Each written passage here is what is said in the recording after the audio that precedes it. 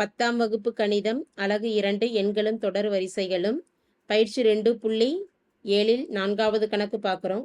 x+6, x+12 மற்றும் x+15 என்பன ஒரு பெருக்குத்தொடர் வரிசையின் தொடர்ச்சியான 3 உறுப்புகள் எனில் xஇன் மதிப்பை காண்கன்னு கேட்டிருக்கிறாங்க.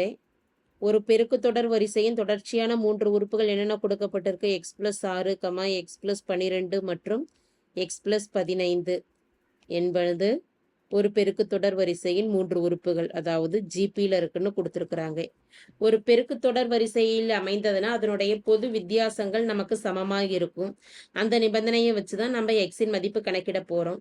பொது வித்தியாசங்கள் என்னது? 3 உறுப்புகள் அப்படிங்கிறதுனால t2/t1 = t3/t2, இந்த ரெண்டும் சமமாக இருக்கும். t2ஓட மதிப்பானது x+12/t1ஓட மதிப்பானது x+6 = t3 என்பது x+15/t2ஓட மதிப்பானது x+12. இடது பக்கமும் வலது பக்கமும் கிராஸ் மல்டிபிள் பண்ணிடலாம்.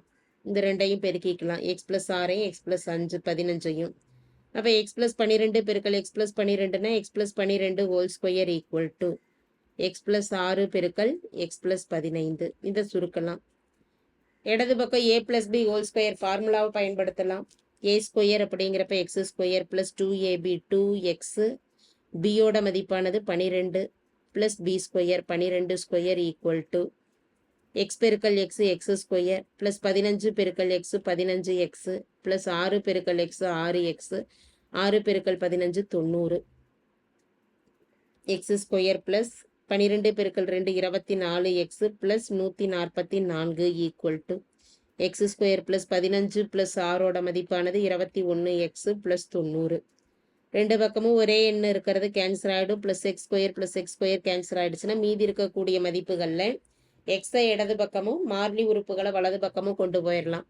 24x வலது பக்கம் இருக்கக்கூடிய +21x இடது பக்கம் வரப்போ -21x 90 +144 வலது பக்கம் போகிறப்போ -144ன்னு ஆகிடும். 24 - 21ஓட மதிப்பானது 3x = 144ல் 90 மைனஸ் பண்ணிட்டோம்னா 54. பெரிய எண் 144, அதற்கு மைனஸ் குறி இருக்கிறதுனால மதிப்பானது -54.